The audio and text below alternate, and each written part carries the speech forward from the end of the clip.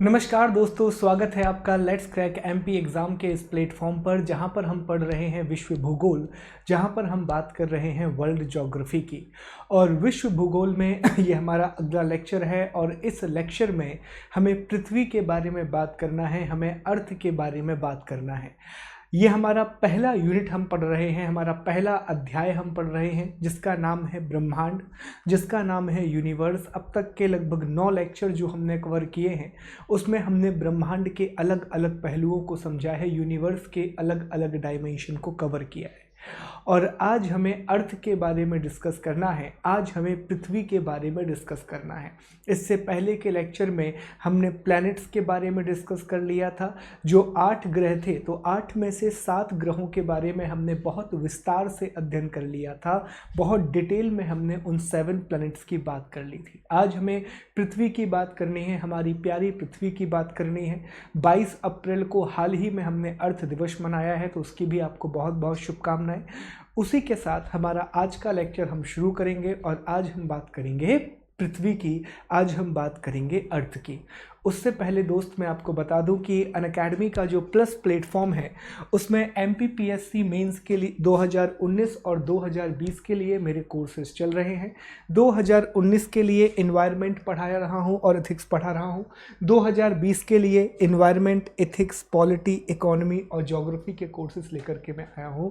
तो उस प्लेटफॉर्म पर आपको कंप्लीट मेंस की प्रिपरेशन आप कर सकते हैं और मेंस और प्री की प्रिपरेशन में से ये 5 सब्जेक्ट मैं आपको पढ़ाऊंगा और ये पांचों सब्जेक्ट में मुख्य परीक्षा के लिए तैयार कराऊंगा।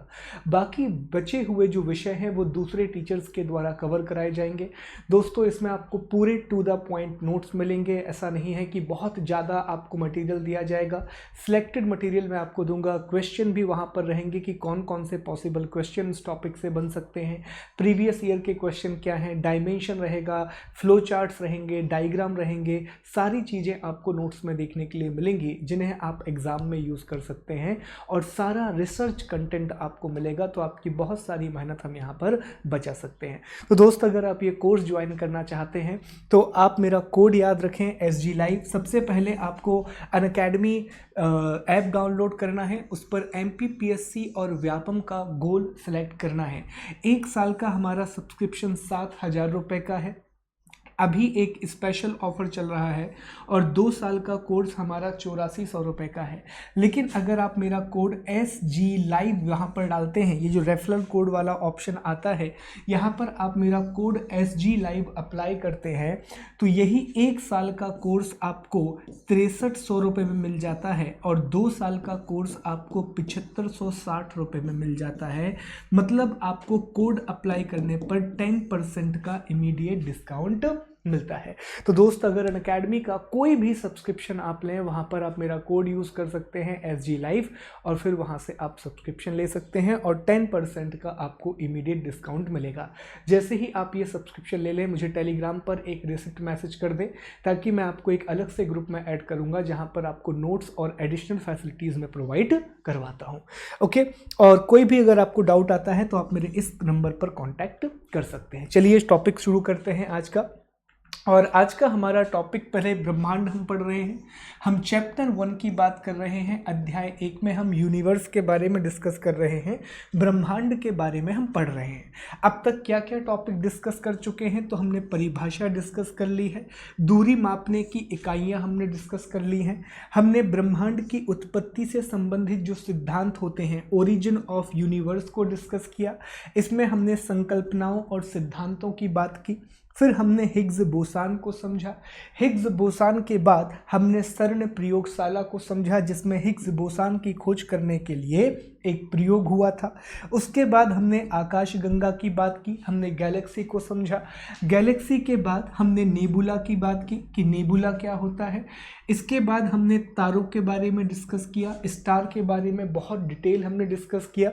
स्टार के बाद हमने वहीं पर, जब हम स्टार समझ रहे थे, तो ब्लैक होल को समझा। ब्लैक होल की जो इमेज आई है, सारी चीज़ों को हमने करंट से रिलेट किया। उसके बाद हमने सोलर सिस्टम, सौरमंडल की बात की। हमने सूर्य के बारे में बात की, हमने ग्रहों के बारे में पिछली कक्षा में डिस्कस कर लिया था, और सिर्फ एक ग्रह हमारा बाकी है और वो है पृथ्वी। तो आज के इस पूरे के पूरे लेक्चर में हमें पृथ्वी की बात करनी है। उसके बाद हमें उपग्रह चंद्रमा की बात करनी है। अगले लेक्चर में चंद्रयान के 1 और 2 दोनों को समझना है। दूसरे, स्पेस एजेंसी के द्वारा कौन कौन से प्रोग्राम लॉन्च किए गए उसको भी समझना है, और चंद्रमा के बारे में डिस्कस करेंगे। और फिर एक और लेक्चर आएगा जो अन्य आकाशीय पिंडों के बारे में होगा, जो अदर सेलेस्टियल बॉडीज़ के बारे में होगा। और इसी के साथ हमारे ये पहले अध्याय के 14 टॉपिक खत्म हो जाएंगे विद डिटेल। काफ़ी डिटेल और करंट अफेयर्स के साथ हमने ये 14 टॉपिक खत्म करेंगे।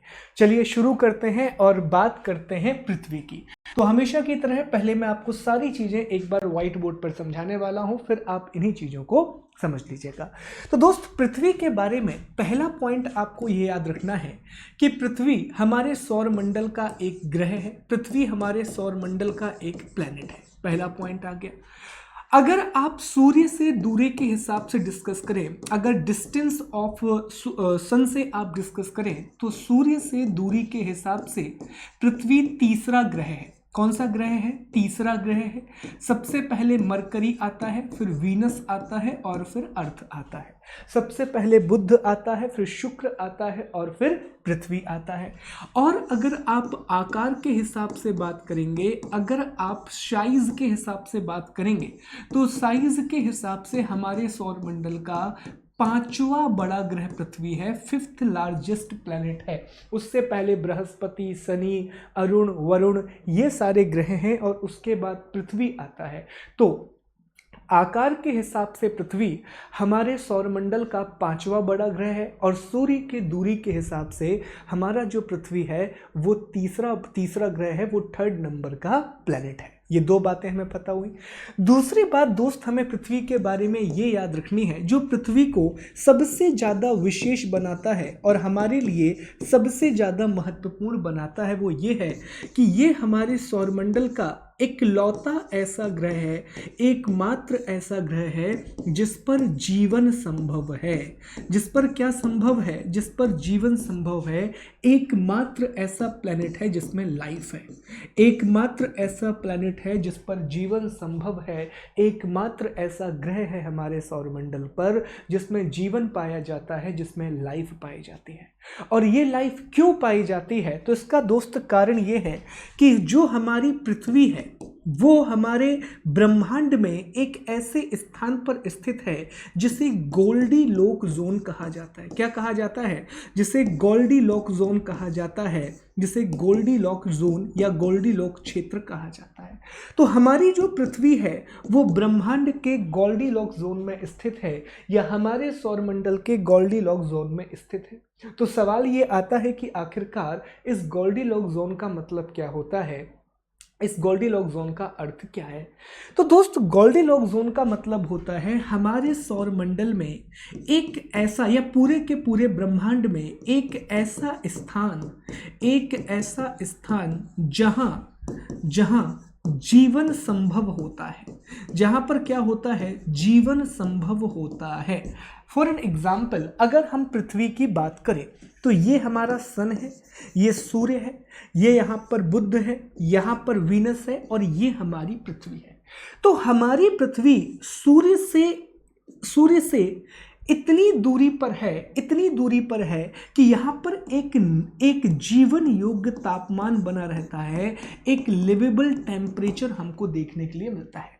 अज्यूम करें कि अगर हमारी पृथ्वी सन के पास में होती और यहाँ कहीं होती, तो हमारे यहाँ पर बहुत ज़्यादा गर्मी होती और यहाँ पर लाइफ पॉसिबल नहीं होती, यहाँ पर जीवन नहीं होता। या फिर हमारी पृथ्वी बहुत दूर होती, अगर हमारी पृथ्वी सूर्य से बहुत दूर होती तब भी यहाँ पर जीवन पॉसिबल नहीं होता, तब भी यहाँ पर क्या नहीं होता, तब भी यहाँ पर लाइफ पॉसिबल नहीं होती, क्योंकि यहाँ पर बहुत ज़्यादा ठंडक आ जाती, ये स्थान बहुत ज़्यादा क्या हो जाता, ठंडा हो जाता, तब भी यहाँ पर जीवन पॉसिबल नहीं होता।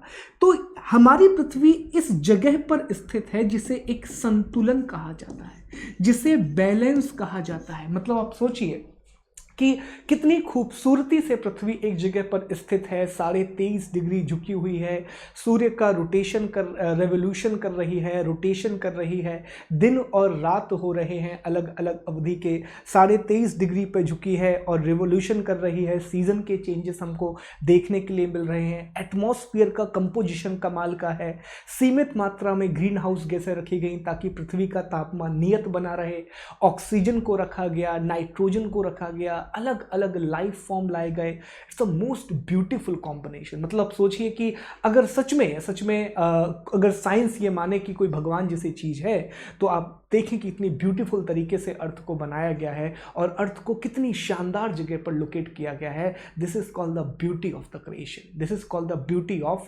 यूनिवर्स। इसीलिए पृथ्वी को सबसे आश्चर्यचकित ग्रह कहा जाता है, क्योंकि वो उस स्थान पर है जहां पर सब चीजें कितनी बैलेंस है, कितनी ज्यादा चीजें बैलेंस हैं। और इस पूरे इलाके को कहा जाता है गोल्डीलॉक जोन, जहां पर ना तो तापमान बहुत ज्यादा कम है और ना ही तापमान बहुत ज़्यादा अधिक है, ना ही टेम्परेचर बहुत ज़्यादा लो है और ना ही टेम्परेचर बहुत ज़्यादा हाई है। और इसी इलाके में हमारी पृथ्वी रहती है। आइए इसको एक डायग्राम में समझ लेते हैं। ये देखिए, ये है गोल्डीलॉक जोन, जिसे हम कहते हैं जस्ट राइट। मतलब ये बहुत ज़्यादा गर्म भी नहीं है, बहुत ज़्यादा गर्म भी नहीं है और बहुत ज़्यादा ठंडा भी नहीं है। हमारी पृथ्वी इस बीच वाले इलाके में है और इस बीच वाले इलाके को ही क्या कहा जाता है? इसे ही कहा जाता है गोल्डीलॉक जोन। ना बहुत ज़्यादा गर्म, ना बहुत ज़्यादा ठंडा। तो गोल्डीलॉक जोन की परिभाषा हो जाएगी ब्रह्मांड में एक ऐसा स्थान जहां पर जीवन संभव है, जहां पर लाइफ पॉसिबल होती है, उसको हम गोल्डीलॉक जोन बोलते हैं। आई विश ये चीज क्लियर होगी। चलिए आगे बढ़ते हैं। अब अगली बात हमें यह करना होगा कि ठीक है सर, हम ये गोल्डीलॉक जोन तो समझ गए, अब अगली इंपॉर्टेंट बात क्या है? तो अगली इंपॉर्टेंट बात दोस्त ये है कि आखिरकार पृथ्वी कब बनी? तो कहा जाता है कि आज से लगभग 4.5 अरब वर्ष पूर्व पृथ्वी का निर्माण हुआ। आज से लगभग 4.5 अरब वर्ष पूर्व पृथ्वी का निर्माण हुआ।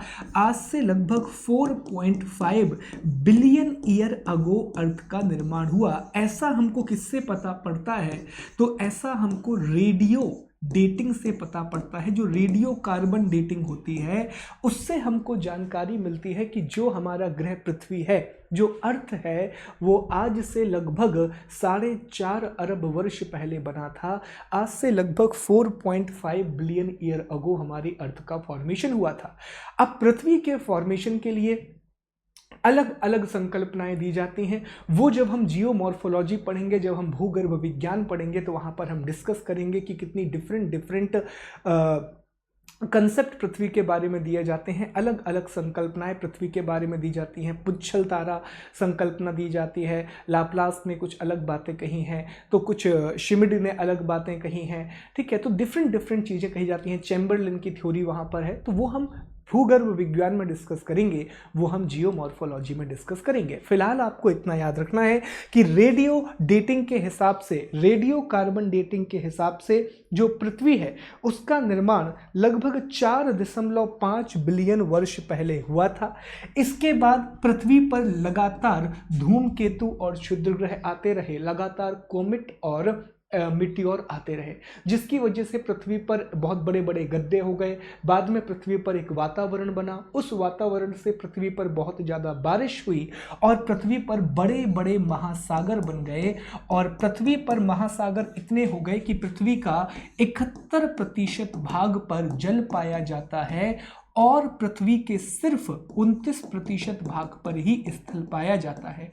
और 71% जल जब पृथ्वी पर पाया जाता है और इसे जब आप अंतरिक्ष से देखते हैं, तो ये आपको ब्लू कलर में दिखाई देता है और इसे ब्लू प्लैनेट या इसे नीला ग्रह कहा जाता है। इसे क्या कहा जाता है दोस्त? तो इसे ब्लू प्लैनेट या नीला ग्रह कहा जाता है, क्योंकि इस पे 71% भाग पर जल पाया जाता है और लगभग 29% भाग पर स्थल पाया जाता है, जिस कारण से पृथ्वी को क्या कहा जाता है? नीला ग्रह कहा जाता है। अर्थ को क्या कहा जाता है? ब्लू प्लैनेट कहा जाता है। एक और बात, चलिए ये डिस्कस हो गया।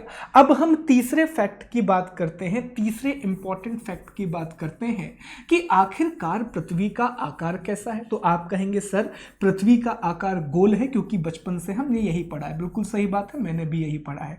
लेकिन वैज्ञानिकों ने जब अलग अलग तरीके से पृथ्वी को देखा, अलग अलग प्रकार के अध्ययन किए, तो उन्होंने पाया कि पृथ्वी का आकार एग्जैक्ट गोल नहीं है। जैसा हम सोचते हैं कि हमारी पृथ्वी पूरे तरीके से गोल है, हमारी अर्थ पूरे तरीके से राउंड शेप में है, ऐसा नहीं है। पृथ्वी का अपना एक अलग आकार है। पृथ्वी ध्रुवों पर चिपटी हुई है, ध्रुवों पर चिपटी हुई है और आजू बाजू में गोल है। तो एक संतरे की तरह हमारी पृथ्वी दिखाई देती है, एक ऑरेंज के शेप में हमारी पृथ्वी है।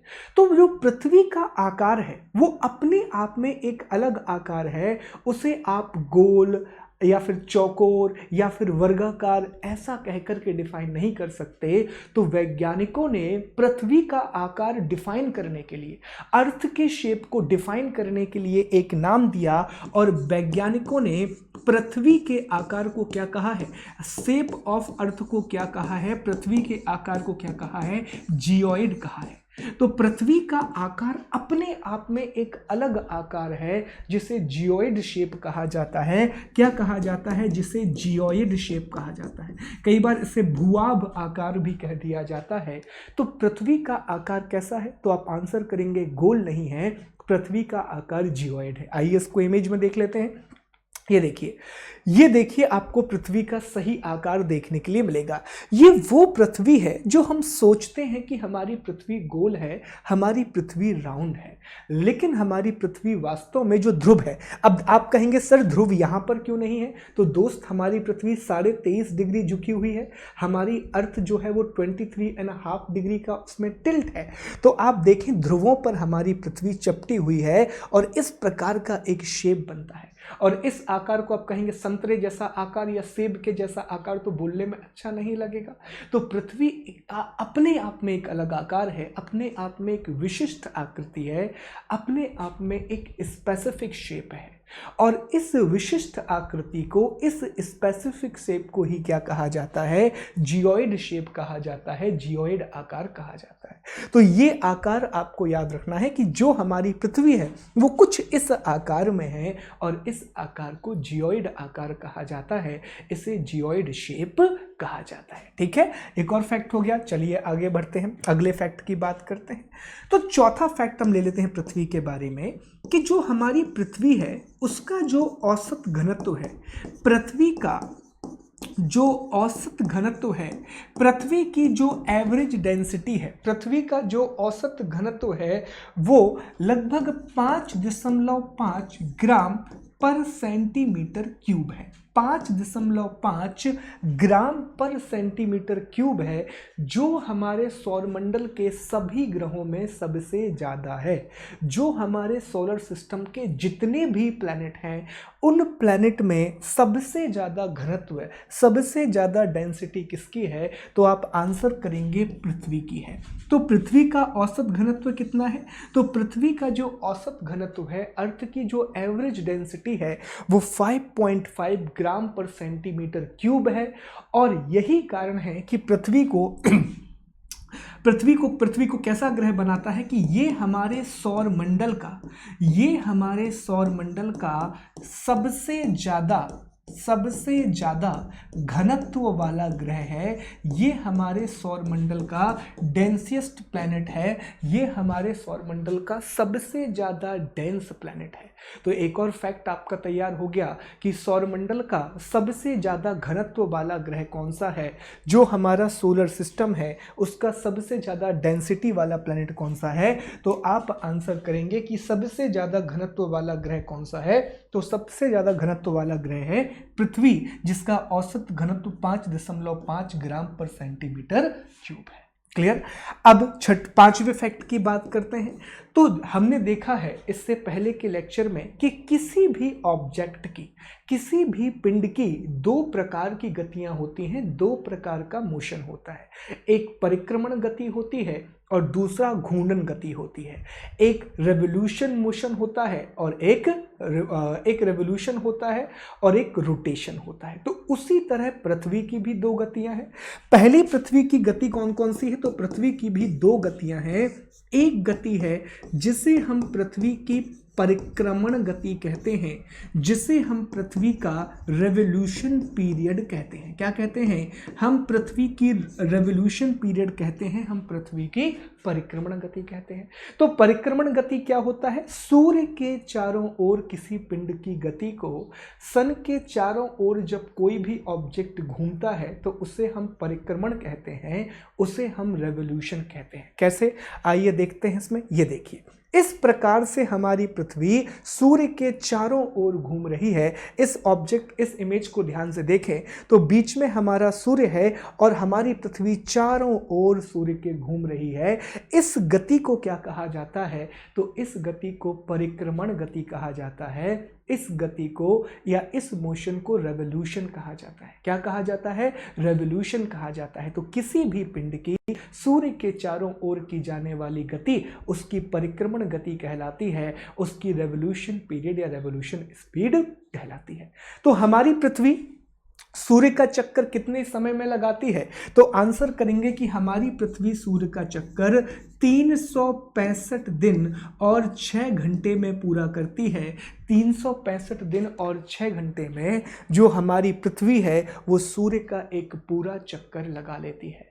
और इसी 6 घंटे को पूरा करने के लिए जब 4 साल हो जाते हैं तो 6 घंटे 6 घंटे 6 घंटे और 6 घंटे जुड़ करके 24 घंटे हो जाते हैं, 24 आवर हो जाते हैं, जो पूरा एक दिन हो जाता है। तो हमारे यहाँ पर चौथे साल को हम लीप वर्ष के रूप में मनाते हैं, जिसमें हम फरवरी में एक दिन ज़्यादा जोड़ देते हैं और फरवरी 29 दिनों की हो जाती है, जो फरवरी है वो 29 डेज की हो जाती है। अब यहाँ पर एक शब्द आपको याद रखना है, ये जो 365 दिन 6 घंटे की अवधि है, ये जो 365 डेज और 6 आवर का टाइम पीरियड है, इसे पृथ्वी का नक्षत्र समय कहा जाता है।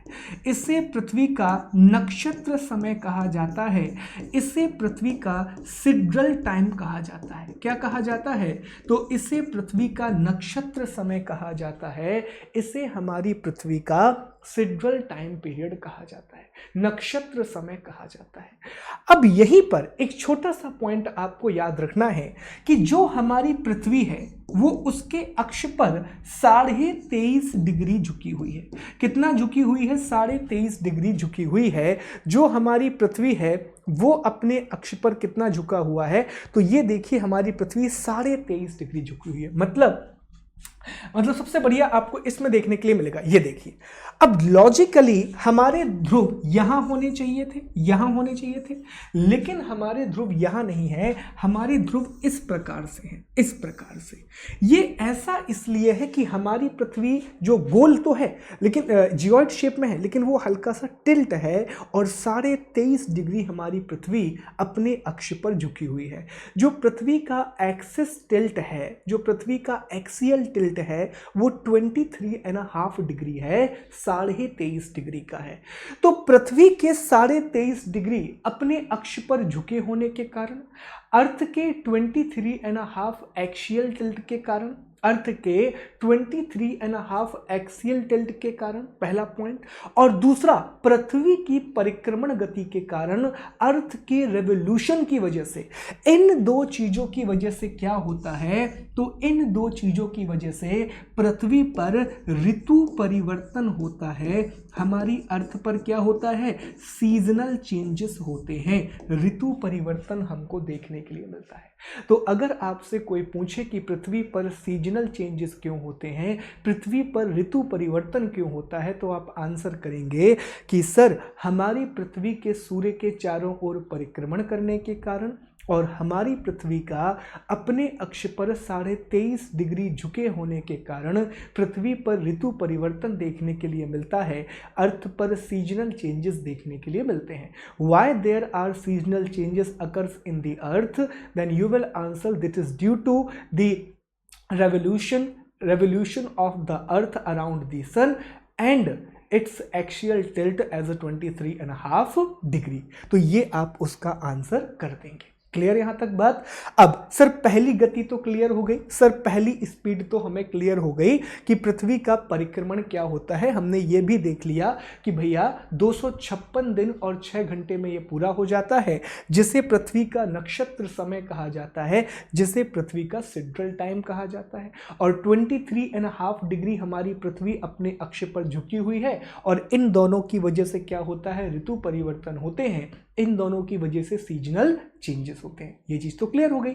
अब दूसरी गति कौन सी है? तो हमारी पृथ्वी की दूसरी जो गति है, सेकंड जो हमारी पृथ्वी की गति है, वो दूसरी गति कौन सी है? तो वो है घूर्णन गति।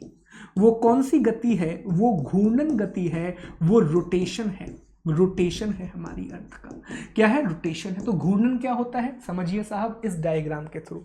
ये देखिए हमारी पृथ्वी अपने अक्ष पर घूमती है, अपने अक्ष पर ऐसे गोल गोल गोल गोल। अगर मान लीजिए ये पृथ्वी, तो देखिए ये अपने अक्ष पर घूम रही है, तो ये देखिए हमारी पृथ्वी अपने अक्ष पर घूमती है, अपने एक्सिस पर जो है रोटेट करती है। और जब कोई पिंड अपने अक्ष पर घूमता है, जब कोई भी बॉडी अपने एक्सिस पर रोटेट करती है, तो उसे हम घूर्णन गति कहते हैं, उसे हम रोटेशन पीरियड कहते हैं। तो सवाल यहां पर भी वही आता है कि पृथ्वी कितने समय में अपने अक्ष पर पूरा घूम लेती है, अर्थ कितने टाइम में अपना एक रोटेशन पूरा करती है। तो पृथ्वी अपना एक रोटेशन 23 आवर 56 मिनट और 4 सेकंड में पूरा करती है। पृथ्वी अपना एक रोटेशन 23 घंटे 56 मिनट और 4 सेकंड में पूरा करती है, 23 आवर्स 56 मिनट और 4 सेकंड में पूरा करती है। अच्छा, तो इसका परिणाम क्या होता है? तो पृथ्वी की घूर्णन गति का परिणाम होता है पृथ्वी पर दिन और रात का होना। पृथ्वी पर किसका होना? पृथ्वी पर दिन और रात का होना। जो हमारे यहाँ पर डे और नाइट का फिनोमेना होता है, जो पृथ्वी पर दिन और रात का फिनोमेना होता है, उसका सबसे बड़ा कारण क्या है? तो उसका सबसे बड़ा कारण है पृथ्वी का घूर्णन करना, अर्थ का रोटेशन करना। तो पृथ्वी की घूर्णन गति के कारण, अर्थ के रोटेशन के कारण क्या होता है? पृथ्वी की घूर्णन गति या अर्थ के रोटेशन के कारण दिन और रात होता है। पृथ्वी की घूर्णन गति के कारण क्या होता है? दिन और रात होता है। अब यहीं पर एक छोटा सा पॉइंट आपको याद रखना है। देखिए हमारी पृथ्वी अपने अक्ष पर 23.5 डिग्री झुकी हुई है, 23.5 डिग्री का टिल्ट है। अब मान लीजिए कि यहां पर सन है साहब, यहां पर सन है और यहां से सूर्य की रोशनी आ रही है। तो हमारी पृथ्वी पर क्या होता है? पृथ्वी पर जो हिस्सा सूर्य के सामने है वहां पर दिन होगा, और जो हिस्सा सूर्य के पीछे है वहां पर रात होगी। तो हमारी पृथ्वी पर क्या है, जो वैज्ञानिक हैं उन्होंने एक रेखा बनाई है, उन्होंने एक इमेजिनरी लाइन बनाई है, या एक काल्पनिक वृत्त बनाया है, एक इमेजिनरी सर्कल बनाया है। उन्होंने देखा कि अगर हमारी पृथ्वी पर यहां पर हम एक लाइन खींच दें, तो ये पृथ्वी का वो इलाका है जहां पर दिन होगा, क्योंकि अभी ये वाला भाग हमारे सूर्य के सामने है, ये वाला हिस्सा जो अर्थ का है वो सन के सामने है, तो यहां पर आपको दिन देखने के लिए मिलेगा। लेकिन जो पीछे वाला हिस्सा है, चूंकि वो सूर्य के सामने नहीं है, तो वहां पर रात होगी, वहां पर नाइट होगा। तो ये दिन और रात किस इलाके में दिन है और किस इलाके में रात है, इसका पता करने के लिए जो हमारे वैज्ञानिक हैं उन्होंने एक काल्पनिक वृत्त खींचा है, उन्होंने एक इमेजिनरी सर्कल को ड्रॉ किया है। और उस काल्पनिक वृत्त को, उस इमेजिनरी सर्कल को क्या कहा जाता है? उस काल्पनिक वृत्त को जो पृथ्वी पर दिन और रात को विभाजित करता है, जो अर्थ पर डे एंड नाइट को डिवाइड करता है, तो उस इमेजिनरी सर्कल को कहा जाता है प्रदीप्ति वृत्त। क्या कहा जाता है? उसे कहा जाता है प्रदीप्ति वृत्त, उसे कहा जाता है circle of illumination. Circle of illumination कहा जाता है, उसे प्रदीप्ति वृत्त कहा जाता है, सर्किल ऑफ इल्यूमिनेशन कहा जाता है। देखिए यहां पर ये इमेज आप देखिए, इस इमेज को बहुत ध्यान से आप देखिए तो ये हमारी पृथ्वी का अक्षीय झुकाव है जो 23.5 डिग्री का है। लेकिन अक्षीय झुकाव का और दिन और रात की अवधि का अंतर तो मतलब प्रभाव तो पड़ता है, लेकिन ये अलग रेखा है और ये सर्किल ऑफ इल्यूमिनेशन है। इस वाले भाग में दिन है और इस वाले भाग में रात है, मतलब ये वाला भाग सूर्य के सामने है, ये वाला भाग सूर्य के पीछे है। तो अगर आपसे पूछा जाए प्रदीप्ति वृत्त क्या होता है, सर्किल ऑफ इल्यूमिनेशन क्या होता है, तो आप आंसर करेंगे एक ऐसा वृत्त जो पृथ्वी पर दिन और रात को विभाजित करता है, जो पृथ्वी पर डे और नाइट को डिवाइड करता है। तो उसे हम सर्किल ऑफ इल्यूमिनेशन बोलते हैं। उसे हम क्या बोलते हैं? उसे हम प्रदीप्ति वृत्त बोलते हैं, उसे सर्किल ऑफ इल्यूमिनेशन बोलते हैं। तो इतनी बातें क्लियर हैं। अभी तक हमने क्या देखा, तो एक बार मैं जल्दी से आपको बता देता हूं। अभी तक हमने क्या डिस्कस किया, तो अभी तक हमने डिस्कस किया कि पृथ्वी सूर्य से आकार, सूर्य से दूरी के हिसाब से, डिस्टेंस फ्रॉम सन के हिसाब से तीसरा ग्रह है।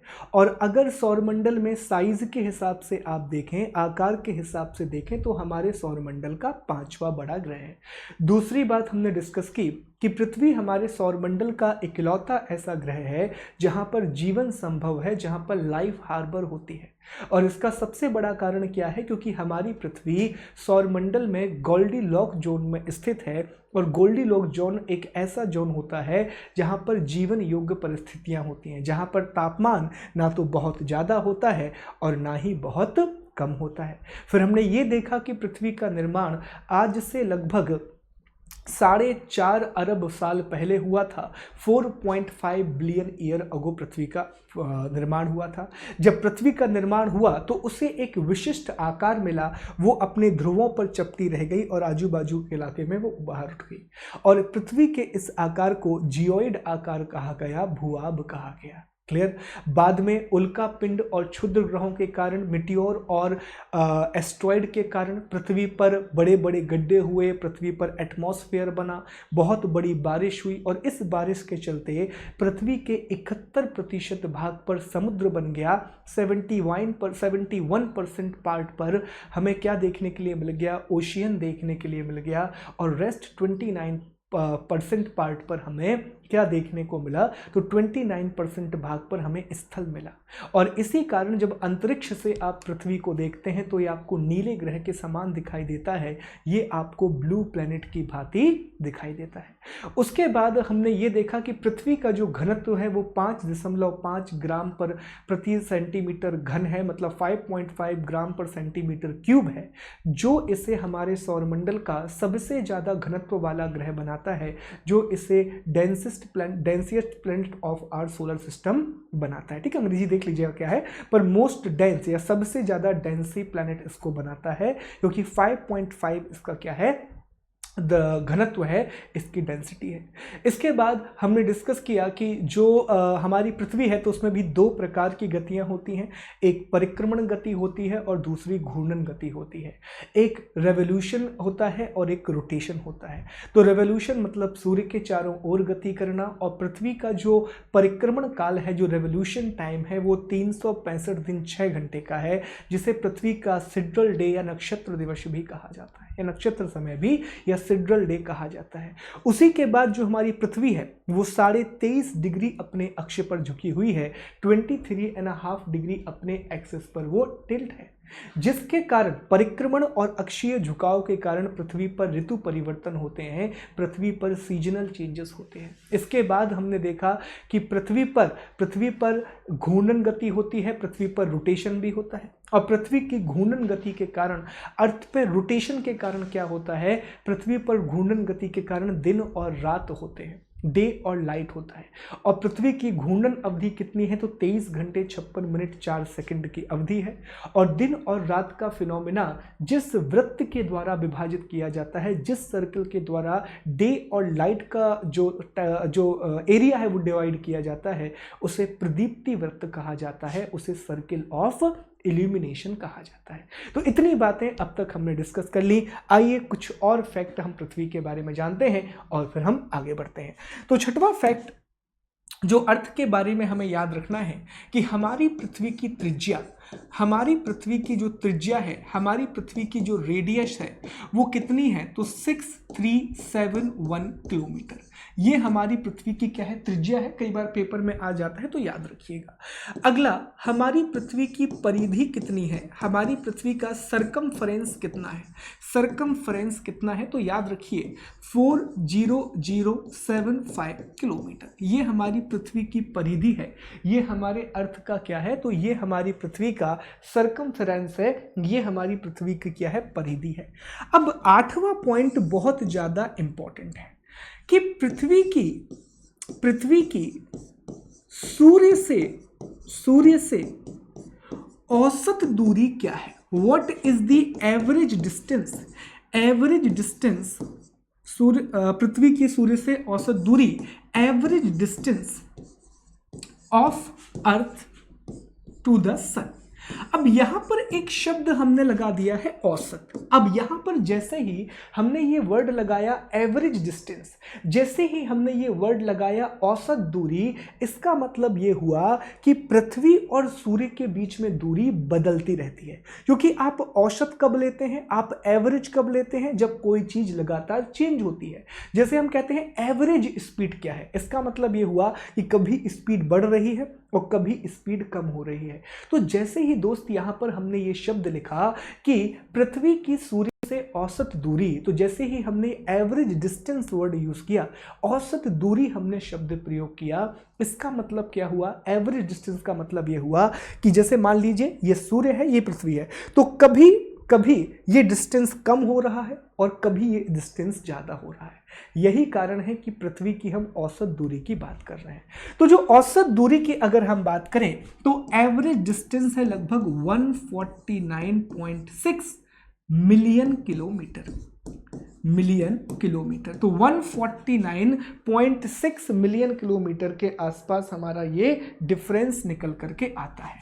अब जैसा कि मैंने दोस्त आपको बताया कि एक समय ऐसा आता है, जैसे ये हमारा सन है और ये हमारी मान लीजिए अर्थ है, तो एक समय ऐसा आता है जब जो अर्थ है वो सन से बहुत ज्यादा दूर हो जाती है, और एक समय ऐसा आता है जब अर्थ जो है वो सन के बहुत ज्यादा पास हो जाती है। तो जब ये पास होती है, जब पृथ्वी सूर्य के पास होती है, तो इसे कहा जाता है उपसौर। क्या कहा जाता है, इसे उपसौर कहा जाता है। और जब पृथ्वी सूर्य से दूर होती है तो इसे अपसौर कहा जाता है। इसे क्या कहा जाता है, अपसौर कहा जाता है।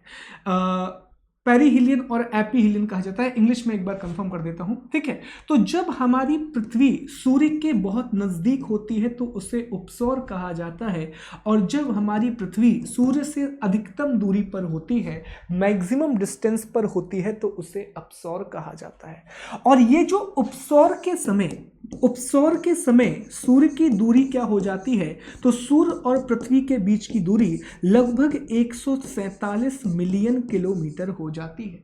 और जब अपसौर का समय आता है, मतलब कि जब सर्वाधिक दूरी होती है, तो अपसौर के समय जो पृथ्वी का सूर्य के बीच में डिस्टेंस है वो लगभग 152 मिलियन किलोमीटर हो जाता है, 152 मिलियन किलोमीटर हो जाता है। तो यहां पर आप देखें कि पृथ्वी की अधिकतम दूरी कितनी है, 152 मिलियन किलोमीटर है। मैक्सिमम डिस्टेंस कितना है, तो मैक्सिमम डिस्टेंस 152 मिलियन किलोमीटर है, और इसे क्या कहा जा रहा है, अपसौर कहा जाता है।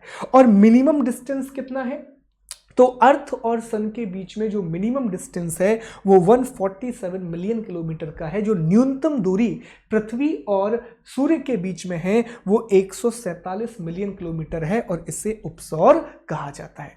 ये देखिए आप बहुत ध्यान से कि ये 4 जुलाई का फिनोमेना भी यहां पर बताया जा रहा है। इसको एपीहीलियन बोलते हैं और उपसौर को पेरीहीलियन बोलते हैं। क्या बोलते हैं, पेरीहीलियन, और इसे एपीहीलियन बोलते हैं। तो ये देखें 4 जुलाई के दिन क्या हो रहा है, तो 4 जुलाई के दिन पृथ्वी और सूर्य के बीच में अधिकतम दूरी है, अर्थ और सन के बीच में मैक्सिमम डिस्टेंस है। अर्थ और सन के बीच में क्या है, मैक्सिमम डिस्टेंस है, और लगभग 152 मिलियन किलोमीटर का डिफरेंस होता है।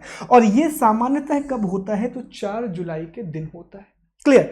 दूसरी ओर आप देखें 3 जनवरी की सिचुएशन, 3 जनवरी की सिचुएशन आप देखें तो 3 जनवरी के दिन पृथ्वी और सूर्य के बीच में न्यूनतम दूरी है, मिनिमम डिस्टेंस है, और इस सिचुएशन को क्या कहा जाता है, उपसौर कहा जाता है। इस सिचुएशन को पेरीहीलियन कहा जाता है। तो बहुत ध्यान से याद रखना, इन शब्दों में बहुत दिक्कत होती है। मैं इसको हिंदी में ऐसे याद रख रहा हूं कि उप आता है और फिर अप आता है, तो मैं इस तरीके से याद रखना हूं कि उप मतलब कम होगा, क्योंकि यहां पर उप उ लिखने में आपको कम समय लगता है, आ लिखने में आपको ज्यादा समय लगता है। मैं इसको, मेरा तरीका है याद रखने का, आप अपना तरीका बना सकते हैं कि ये छोटा है और ये थोड़ा सा बड़ा है।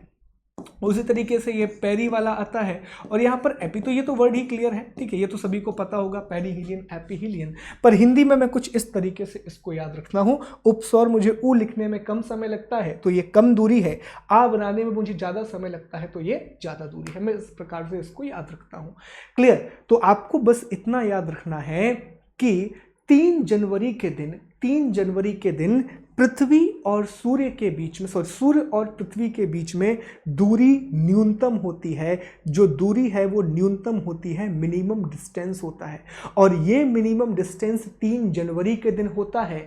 और ये जो डिस्टेंस है, ये जो न्यूनतम दूरी है, इसे उपसौर कहा जाता है, इसे पेरीहीलियन कहा जाता है। लेकिन जब आप जुलाई के महीने में पहुंचते हैं तो 4 जुलाई के दिन सूर्य और पृथ्वी के बीच में अधिकतम दूरी होती है, मैक्सिमम डिफरेंस होता है। सूर्य और पृथ्वी के बीच में अधिकतम दूरी होती है, मैक्सिमम डिस्टेंस होता है, और इसे अपसौर कहा जाता है, इसे एपीहीलियन कहा जाता है। तो जुलाई में, 4 जुलाई को अपसौर की घटना होगी, एपीहीलियन का फिनोमिना होगा, और 3 जनवरी के दिन उपसौर की घटना होगी, पेरीहीलियन का फिनोमिना होगा। क्लियर। ये पॉइंट यहां पर आपको याद रखना है। चलिए आगे बढ़ते हैं और अगले टॉपिक की बात करते हैं। ठीक है, अगले टॉपिक को डिस्कस करते हैं।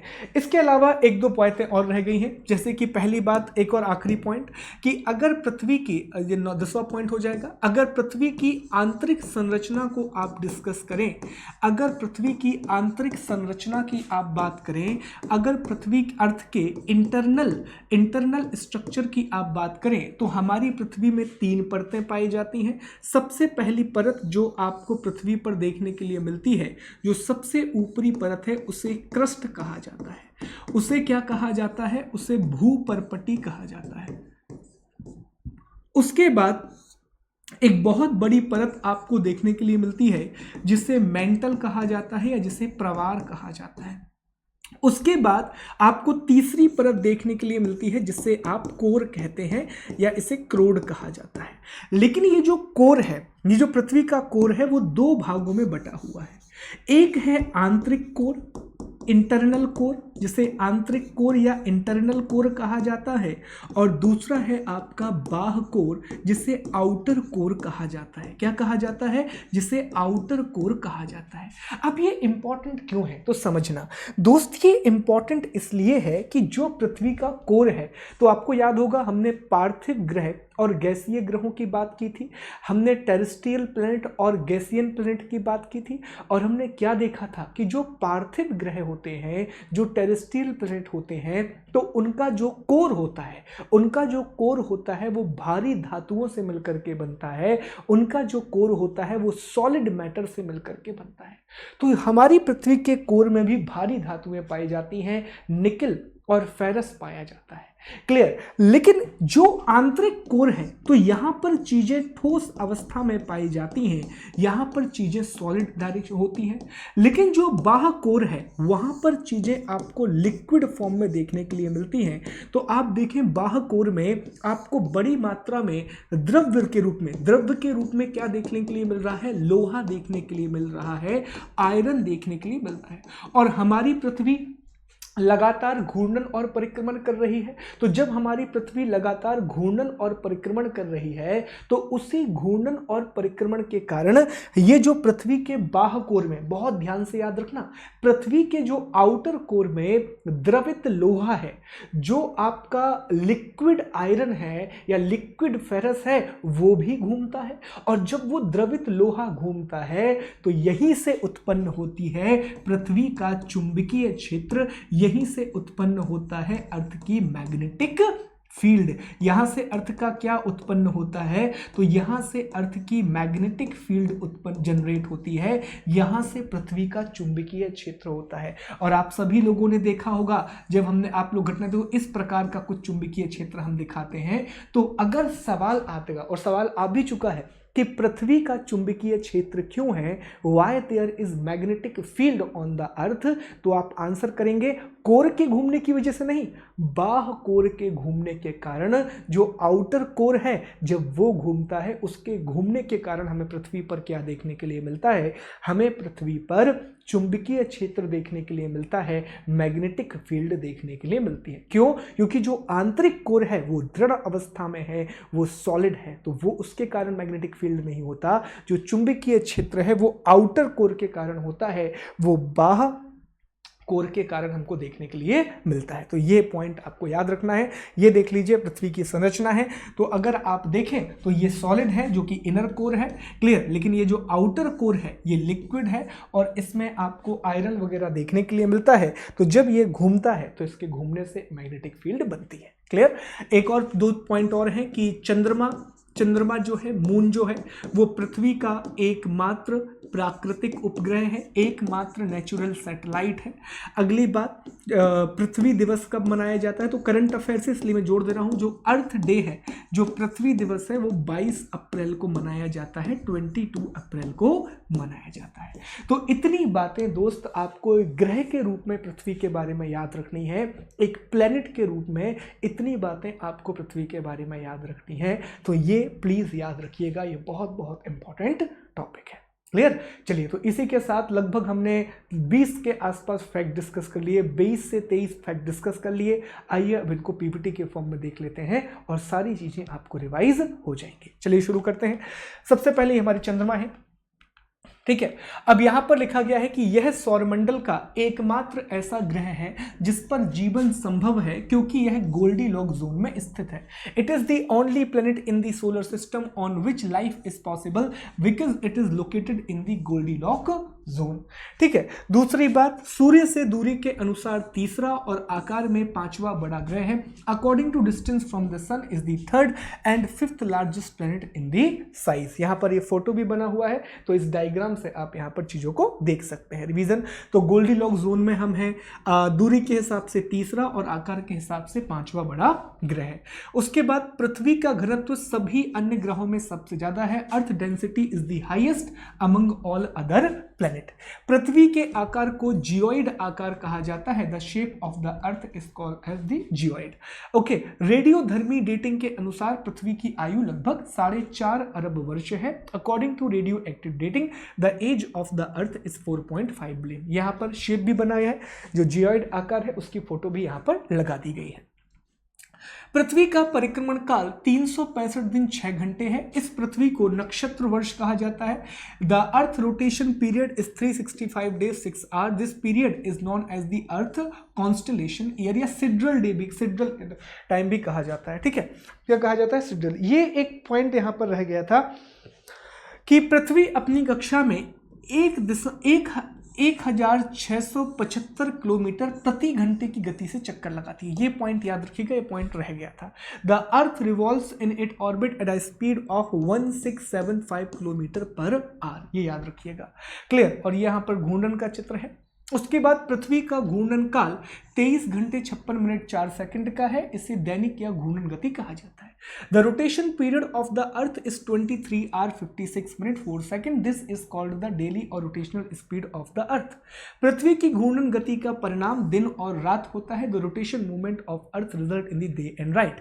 पृथ्वी पर दिन और रात की अवधि को विभाजित करने वाले वृत्त को प्रदीप्ति वृत्त कहा जाता है। The circle dividing the period of day and night of earth is called the illumination circle.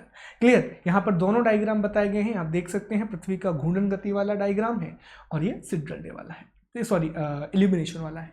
पृथ्वी अपने अक्ष पर 23.5 डिग्री झुकी है, जो पृथ्वी पर होने वाले ऋतु परिवर्तन का एक कारण है। Earth is tilt on its axis at 23.5 degree which is a reason for the different weather changes happening on the earth. Clear. पृथ्वी की त्रिज्या 6371 किलोमीटर है और जो परिधि है वो 4075 किलोमीटर है, रेडियस 6317 किलोमीटर, सर्कमफ्रेंस 40075 किलोमीटर है। ठीक है, ये दोनों चीजें यहां पर बताई गई हैं। पृथ्वी पर 71% जल और 29% स्थल है, जिस कारण इसे नीला ग्रह कहा जाता है। ठीक है, यहाँ पर एक इमेज है जिसको पृथ्वी में नीला ग्रह देख सकते हैं आप। उपसौर और अपसौर को यहाँ बताया गया, ऊपर मैं ठीक कर दूंगा। पृथ्वी की सूर्य से औसत दूरी 149.6 मिलियन किलोमीटर है और उपसौर एपीहीलियन के समय